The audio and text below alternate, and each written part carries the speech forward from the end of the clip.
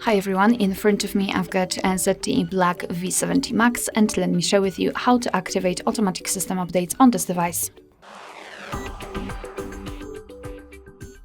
So let's begin with opening the settings, and here in this general list we have to scroll down to the very bottom to find About Phone. Then let's scroll down again and localize build number and keep tapping on it until you'll see that you're in the developer mode. After that, let's go back to System and Update, and here we've got the developer options, so let's enter.